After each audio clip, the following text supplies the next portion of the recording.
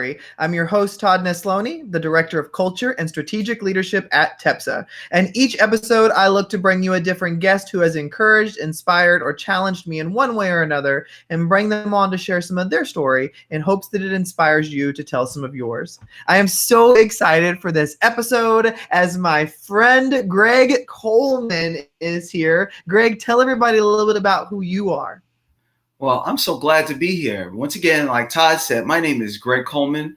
I am the founder of Mr. Elementary Math. So pretty much I create math resources for kindergarten through fifth grade teachers to help support your students in classrooms. Also, I help with parent support during this time of distance learning as well. So I do that as well as present to teachers at different schools and conferences as well. So that's just a little bit about me. Well, Greg, I want to start with the whole journey to this point. And so, when I talk to everybody, one of the first questions I ask, most of my guests are educators. And so one of the things I always love to hear is there's always two types of educators: those who knew that they were going to be a teacher from when they were little, and those who are like, but now that I fell into it, I love it. And so what was your path to becoming an educator? That's a great question, Todd. So I am in the, I didn't think I was going to be there. So my journey was really interesting because my parents were not educators. I didn't come from an education background at all. So I'm originally from New York, and I moved to Atlanta, Georgia in 1998. So once I moved here, I actually started working at Enterprise Rent-A-Car. And I was really working there. I was working there for 4 years, and I was in the rental department. Then I moved to like the actual operations department where we opened up new locations. So there I was trying to figure out, what is my passion? What is it that where am I supposed to be? What should I be doing? And then one day God just spoke to me because I was trying to figure it out, and it took a while. So I heard the words teach. So then I was like, teach? Oh my gosh, I don't know anything about that. Like, what am I going to do? So ultimately over some time, there was a former colleague who worked there, and he became a teacher, and he was telling me about it. So I was like, okay, let me take the assessment. So I jumped into education. And when I did, it was so different than what I thought it would be. But before that, I did some mentoring work to help young boys to really help them grow and become, all that they should be. So then I was like, okay, I think this should work. Could work out pretty well. So I got into teaching, and teaching was just so different, like I said, than what I ever thought it would be. It was like an eye-opener. I was like, oh my God, I don't think I knew it was like this. Yeah. I absolutely loved it. So teaching found me, thank God, and education found me because it's a field that I'm passionate about, something I absolutely love. So that's just a little bit of background on how I started from there and kind of got into it. And it's funny because like knowing you personally and spending time with you, like you were so passionate about education. I'm like, I can't picture you ever doing anything else. Like when I think of Greg, the only thing I picture you doing is like dealing with education, because you can tell that you just love it so much. And so, you're in the classroom, you become a teacher, you fall in love with it. And then you start, like, when does that start becoming you starting to create some of your own materials and then creating this whole Mr. Elementary Math side? That's a great question. So I've always been a creative kind of guy.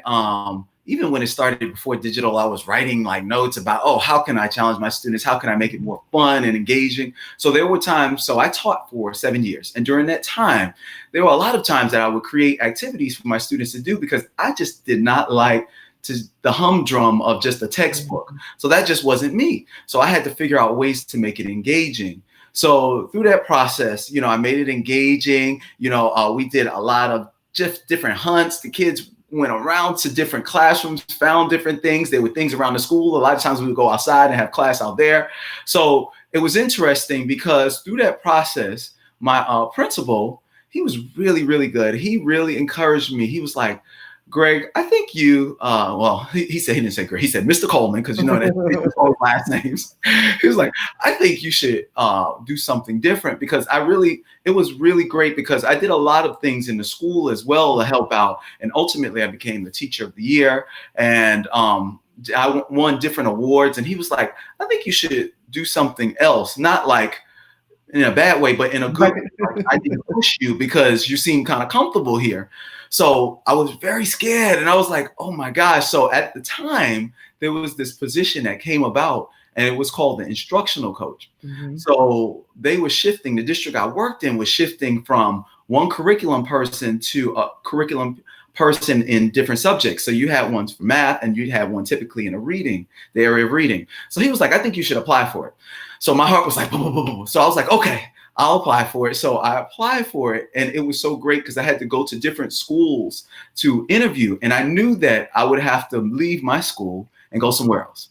So I got the job at another school. I left my school, went to that school as a math coach, and it was really amazing because I saw so much during that time, because it was just myself as a math coach, and then there was a reading coach, and then there was a principal. So that at that time, there was no assistant principal. It was just 3 people and a counselor, really helping to make sure everything ran smoothly in the school. So I had learned so much through that process, because I was like, oh, I love really helping teachers in the areas of math, because I want to make sure our kids get the most that they can get, so it was just really a learning experience. And in that process, when I was a math coach, I went from school to school. So I was housed in one school, and then I went to another school and was housed there for a few years.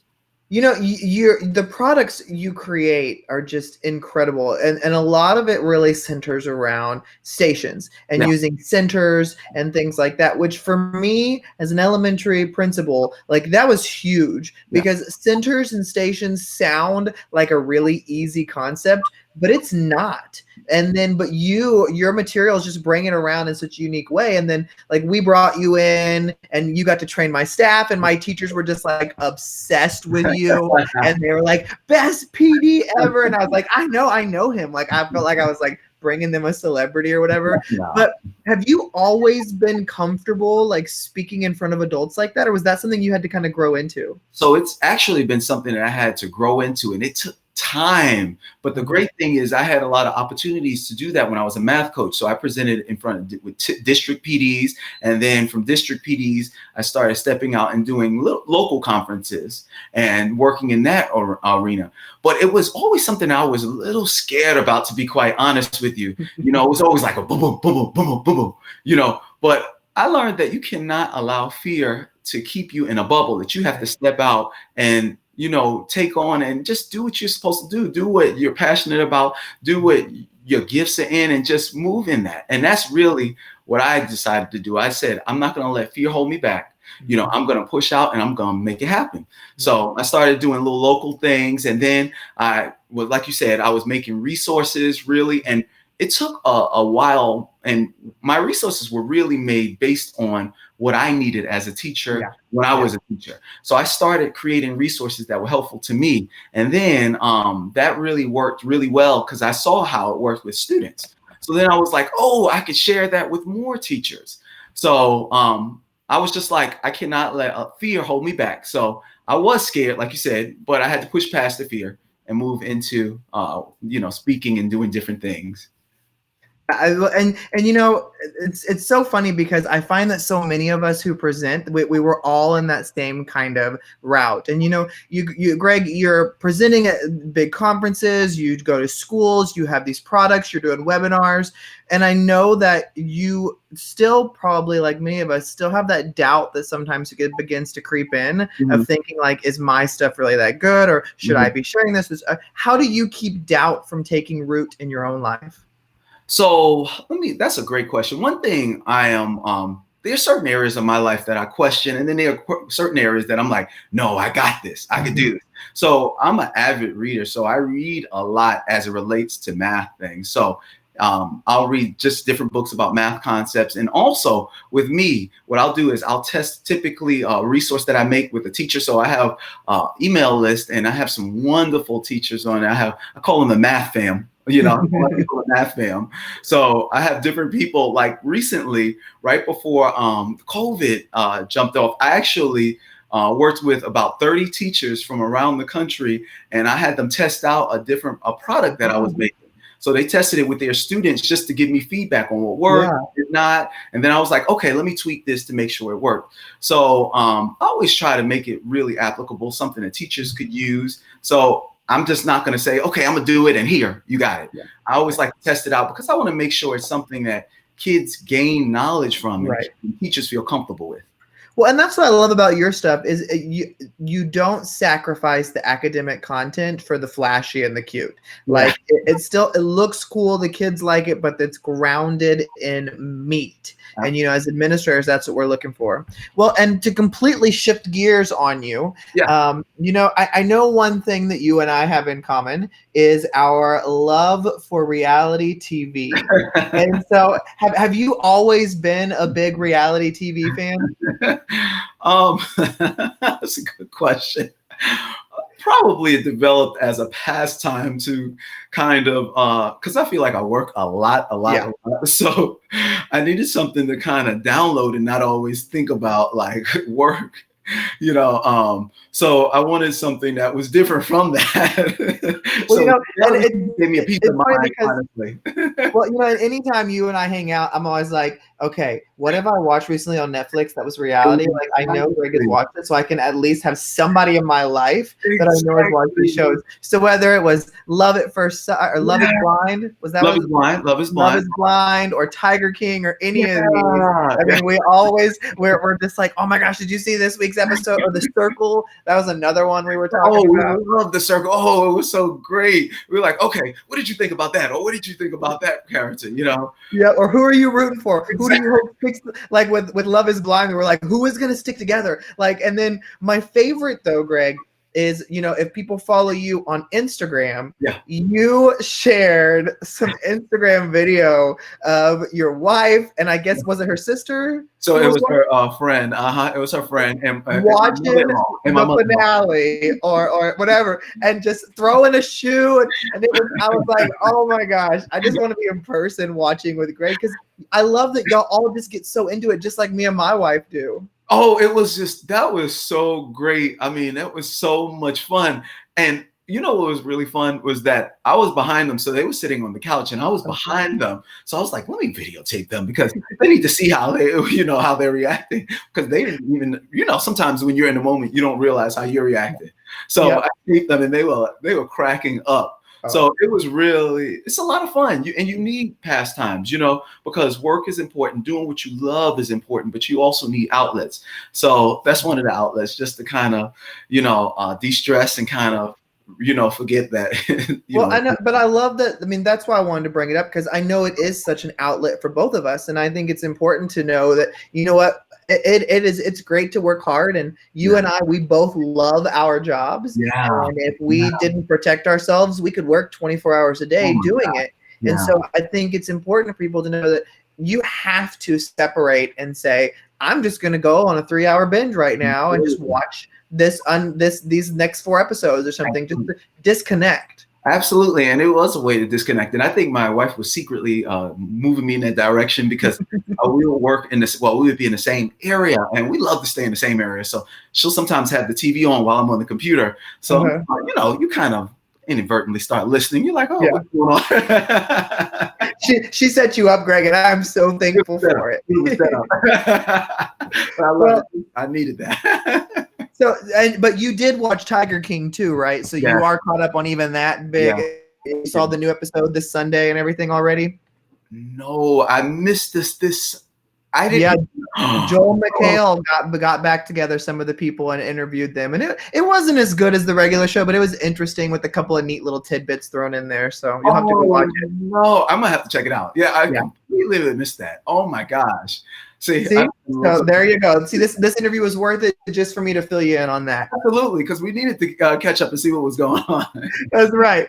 Well, Greg, shifting gears again, I love to look at people's paths into who they are today outside of just a career. And so when you look back and reflect on your life, I know you can think of really great things that have happened, struggles and hardships as well. And so when you're reflecting, what is one thing that you think back on and think, that was pretty instrumental in creating the man you see today? And I'm sure there's probably several examples you can think of, but what's one that comes to mind? I think about growing up. When you ask that question, I think about growing up. So growing up, I had a great family structure. My both my mom and dad, and I have a sister, a younger sister who thinks she's older, you know. So we just had a really great family life. And I think about the structures they put in place and the lessons that I learned through them about being a hard worker and always putting your best effort forward. So those, I think, have stuck around with me for years, you know, and whatever you do, just do it the best that you can. And always hearing like, school is your job, that kind of thing, you know, those kind of lessons growing up really helped to forge who I am today. Right. Well, I love that. And, you know, I think that when you reflect on family and those kind of things, there's always these examples of things that you can see that grow that side of you. Yeah. And, you know, we are now dealing with this whole COVID and it uprooting everything. And so, you know, what advice would you have for like educators who are going through this right now and kind of what you're seeing? So I would say the first thing is we're all in this together. So no one is an island unto themselves. We're all in this together, and just to hang in there, because we're going to get through this. It just takes time. It's day by day, day by day. Even when, you know, what I hear a lot is the daily grind of teachers, whether you have to do virtual lessons or you have to formulate something to communicate with parents, just hang in there and just take it day by day. And we're going to get through it. You know, we're resilient people. We've always have been. So just stick with it. That's what I say, because we're going to get through it and we're going to be okay. I love that. Well, you know, we talked a minute ago about you kind of growing into presenting and it not being something that you were like, I'm totally meant for this right away, so kind of thing. But you also, you get to be a part of the Get Your Teach On conferences, which are these huge undertakings, many of them. And so, you know, what has that been like for you to stand in front of a room full of several hundred to 1,000 to 2,000 people and not feel like, oh my gosh, what the heck am I even saying? I'm so terrified right now. I know for me, I get terrified every single time. I even just walk into a Get Your Teach On room, much less if I'm speaking. So let me tell you, I have to give a special shout out to Hope and Wade King, because really they pushed me to be that person to really do that, because honestly, it really is humbling, you know. I mean, because seeing a space that is so large, you're just like, oh my gosh, I want to make sure I say the right thing. Am I going to mess this up, or am I going to say the right thing? But in your own brain, you have to think, okay, I'm prepared, because I am an over planner. Like I plan. So I'm like, it has to be a certain way, because I get real type A when it comes to that kind of stuff. But it still does not stop the nerves. Yeah. So what I do is I'm just like, okay, I'm just here to share, you know, and I'm just like you. Let me just step up in here and just make it happen. Yeah. So I try to let that go to the back of my mind. Sometimes it'll creep in the front, then I'll let it go to the back. Yeah, I can totally relate. I'm just here to share, you know. So it really takes time, dude. You know, like for me, it was still like a lot of nerves that came out with that. But over time, I feel like I've grown and become better. And as a result of being in front of people and doing it more and more and more. So, you know, with practice, you can tweak to make it better, or you can keep at that level. And you always want to be better than you were before. No, and I think that's great advice. And, you know, just like with anything, the more you practice that, the better and more comfortable you're going to get.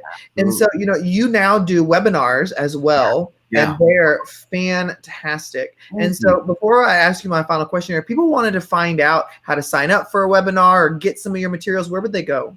That's a great question. So you can come to MrElementaryMath.com. Once again, that's MrElementaryMath.com. That is my website.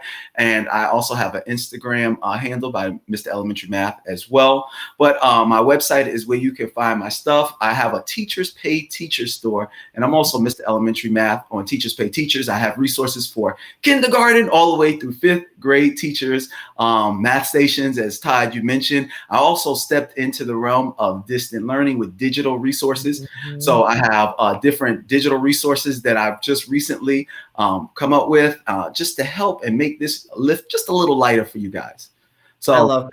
Yeah. Well, Greg, you know, one of the last questions I always love to ask in these interviews is, you know, I think as people, there's always certain things that we hold close that really mean a lot to us. They're really grounded in who we are. And we want to help other people see and hear those things as well. So for anybody who's listening today, what is one thing that is just really deep in your belief system or deep in what you wish more people knew or understood? That's a great question. It has me thinking. I'm like, so many things. Things that I wish people understood, just period, about life. Is that? Yep.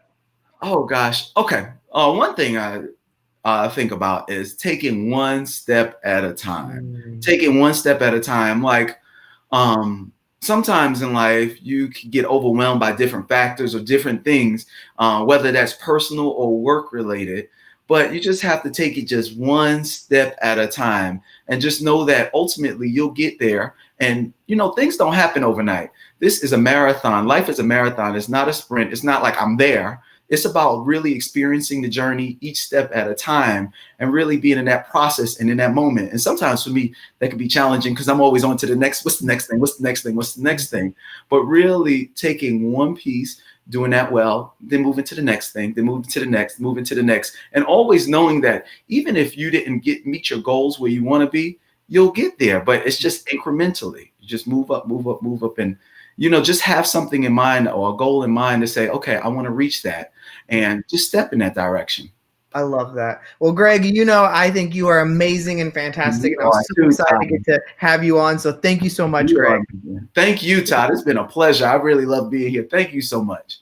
And thank you, everybody, for listening or watching another episode of Tell Your Story. Remember, you can check out past episodes on YouTube, SoundCloud, Spotify, iTunes, wherever you get your stuff, it's there. I hope today's conversation with Greg has encouraged you to get out there and tell your story, because every story matters.